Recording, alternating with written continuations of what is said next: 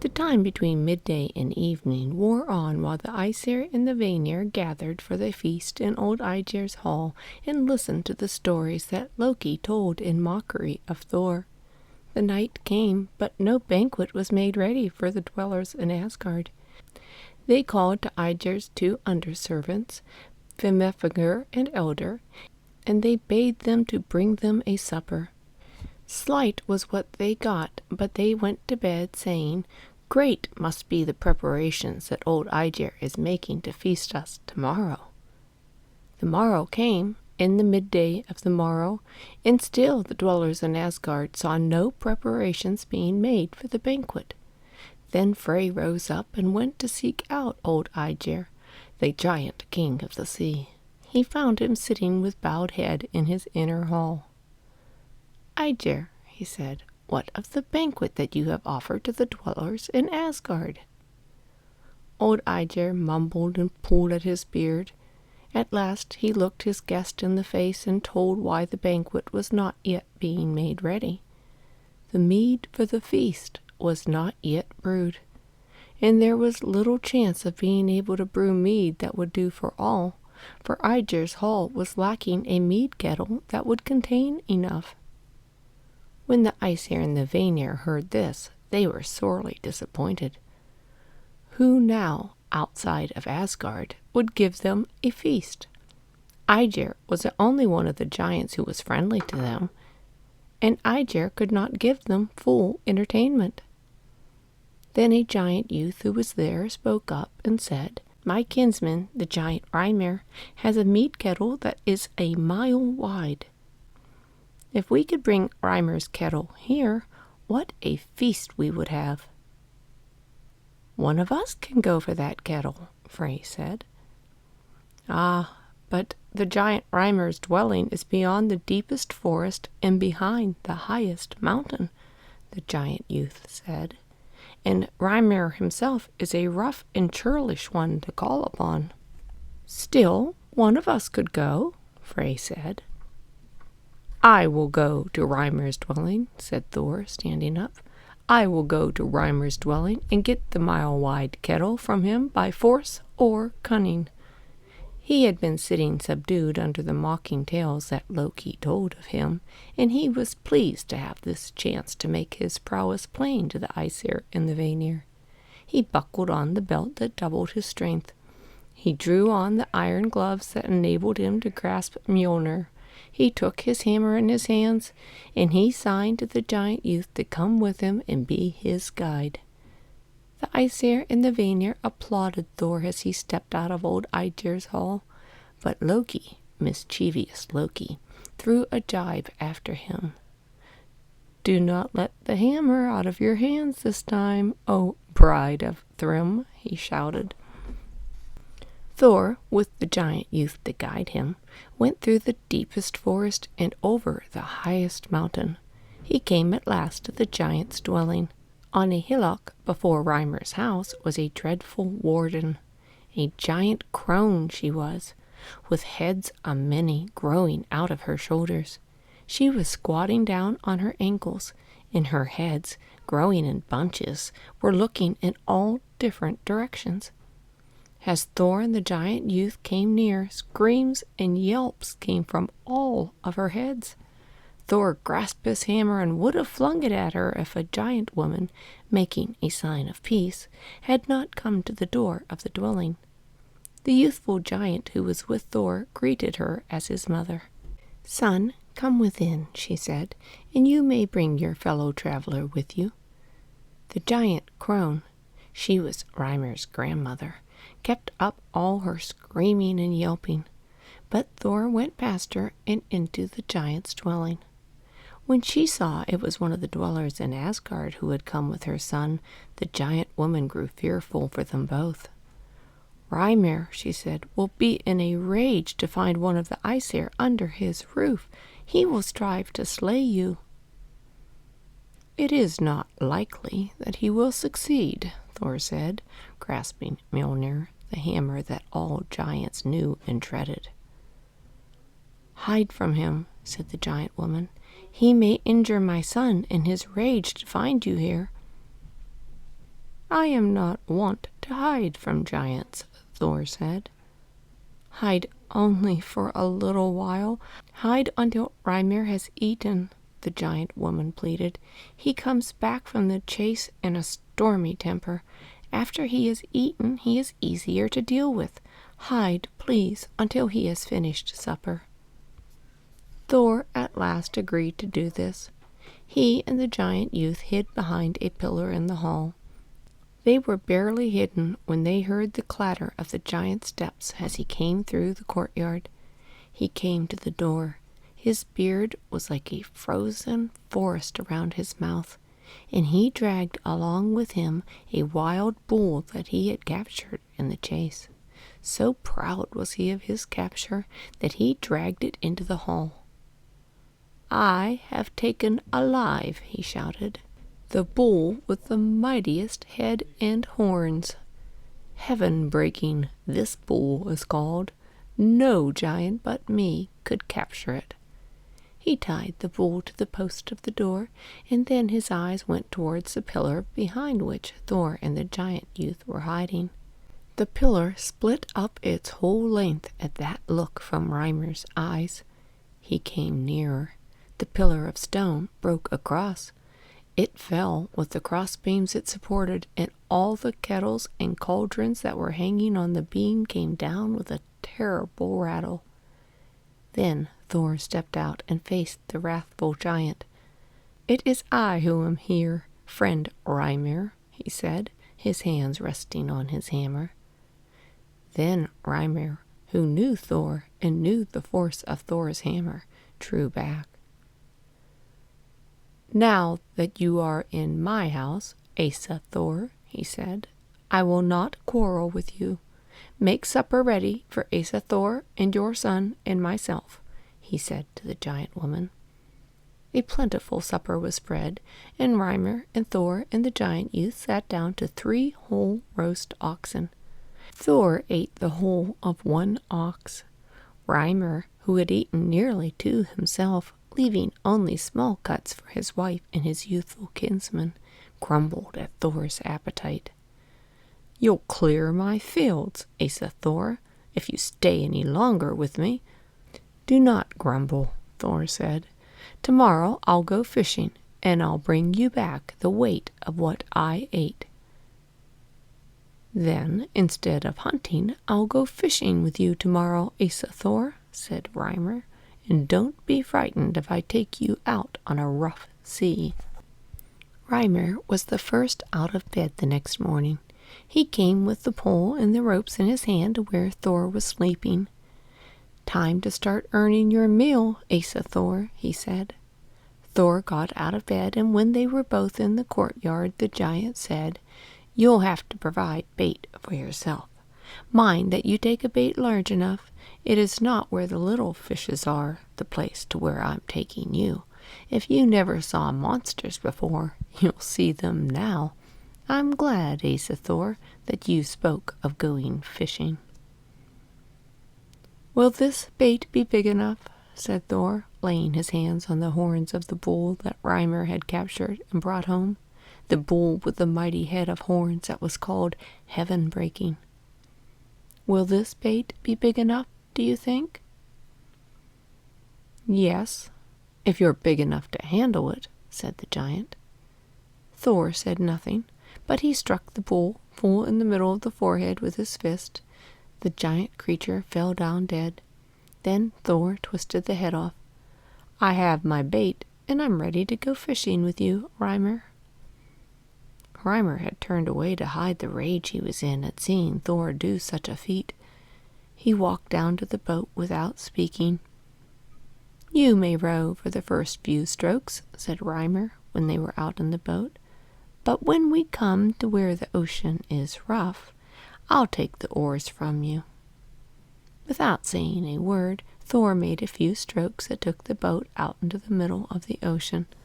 Reimir was in a rage to think that he could not show himself greater than Thor. He let out his line and began to fish. Soon he felt something huge on his hook. The boat rocked and rocked till Thor steadied it. Then Reimer drew into the boat the largest whale that was in these seas. "Good fishing," said Thor, as he put his own bait on the line. "It's something for you to tell the Aesir," said Reimer. "I thought as you were here that I might show you something bigger than salmon fishing." "I'll try my luck now," said Thor. He threw out a line that had at the end of it the mighty horned head of the great bull. Down, down the head went. It passed where the whales swim, and the whales were afraid to gulp at the mighty horns. Down, down it went, till it came near where the monster serpent that coils itself around the world abides.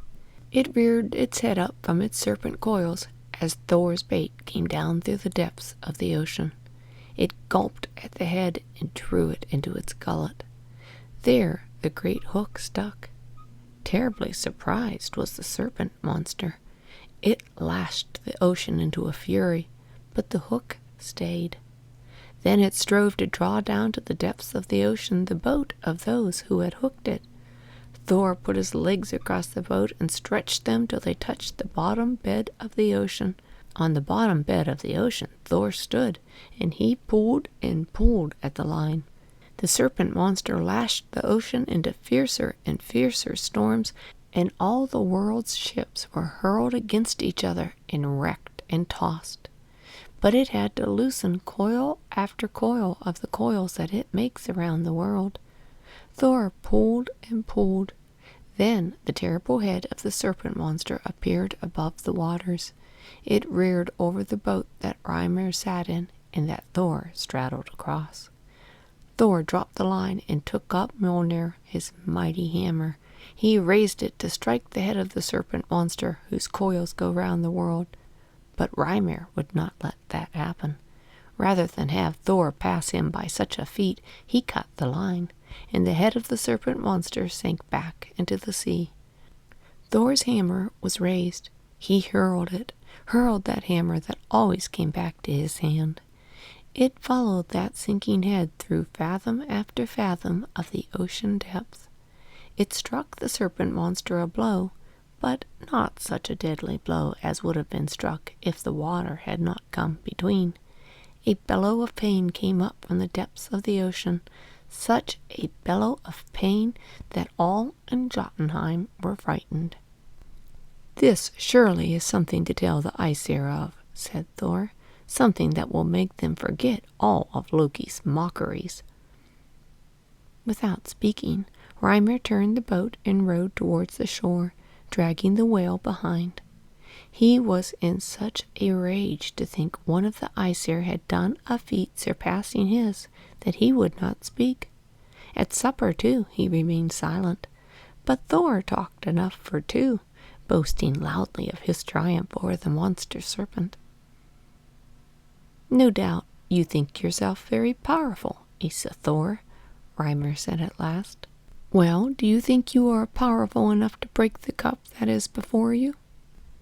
Thor took up the cup, and with a laugh he hurled it against the stone pillar of the house. The cup fell down on the floor without a crack or a dent in it, but the pillar was shattered with the blow. The giant laughed. "So feeble are the folk of Asgard," he laughed. Thor took up the cup again and flung it with greater force against the stone pillar, and again the cup fell to the ground without a crack or dent.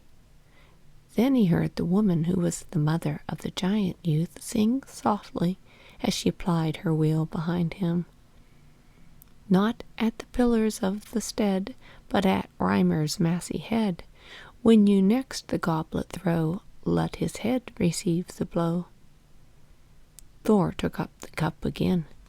He flung it not at the pillar this time, but at Reimer's head. It struck the giant full on the forehead and fell down on the floor in pieces, and Reimer's head was left without a dent or crack. "Ha! So you can break a cup, but can you lift up my mile-wide kettle?" said the giant. "Show me where your mile-wide kettle is, and I shall try to lift it," said Thor. The giant took up the flooring and showed him the mile-wide kettle down in the cellar. Thor stooped down and took the kettle by the brim. He lifted it slowly, as if with a mighty effort. "You can lift, but can you carry it?" said the giant. "I will try to do that," said Thor. He lifted the kettle up and placed it on his head. He strode to the door and out of the house before the giant could lay hands on him. Then, when he was outside, he started to run. He was across the mountain before he looked behind him. He heard a yelping and a screaming, and he saw the giant crone with the bunch of heads running after him. Up hill and down dale Thor raced, the mile-wide kettle on his head and the giant crone in chase of him. Through the deep forest he ran and over the high mountain, but still bunch of heads kept him in chase. But at last, jumping over a lake, she fell in, and Thor was free of his pursuer. And so back to the Aesir and the Vanir Thor came in triumph, carrying on his head the mile-wide kettle. And those of the Aesir and the Vanir who had laughed the most at Loki's mockeries rose up and cheered for him as he came in. The mead was brewed, the feast was spread, and the greatest banquet that ever the king of the giants gave to the dwellers in Asgard was eaten in gladness. A strange and silent figure sat at the banquet. It was the figure of a giant, and no one knew who he was, nor where he had come from. But when the banquet was ended, Odin, the eldest of the gods, turned towards this figure and said, "O Skrymir, giant king of Utgard, rise up now and tell Thor of all you practiced upon him when he and Loki came to your city." Then the stranger at the banquet stood up, and Thor and Loki saw he was the giant king in whose halls they had the contest. Skrymir turned towards them and said, "O Thor and O Loki, I will reveal to you now all the deceits I practiced on you both. It was I whom ye met on the moorland the day before ye came to Utgard. I gave you my name as Skrymir, and I did all I might to prevent your entering our city, for the giants dreaded a contest of strength with Asa Thor. Now hear me, O Thor. The wallet I gave for you to take provisions out of was tied with magic knots. No one could undo them by strength or cleverness, and while you were striving to undo them, I placed a mountain of rock between myself and you. The hammer blows, which as you thought struck me, struck the mountain, and made great clefts and gaps in it. When I knew the strength of your tremendous blows, I was more and more in dread of your coming into our city. I saw you would have to be deceived by magic. Your lad, Thialfi, was the one whom I first deceived, for it was not a giant youth who raced against him, but thought itself. And even you, O Loki, I deceived, for when you tried to make yourself out the greatest of eaters, I pitted against you not a giant, but fire that devours everything. You, Thor, were deceived in all the contest. After you had taken the drinking horn in your hands, we were all frightened to see how much you were able to gulp down, for the end of that horn was in the sea, and Aegir, who is here, can tell you that after you drank from it, the level of the sea went down. The cat whom you strove to lift was Nidhogg, the dragon that gnaws at the roots of Yggdrasil, the tree of trees. Truly we were terrified when we saw that you made Nidhogg budge. When you made the back of the cat reach the roof of our palace, we said to ourselves, Thor is the mightiest of all beings we have known. Lastly, you strove with the hag Ellie. Her strength seemed marvelous to you, and you thought yourself disgraced because you could not throw her. But know, Thor, that Ellie whom you wrestled with was old age herself. We were terrified again to see that she who can overthrow all was not able to force you prone upon the ground." So Skrymer spoke, and then he left the hall. And once more the Aesir and the Vanir stood up and cheered for Thor, the strongest of all who guarded Asgard.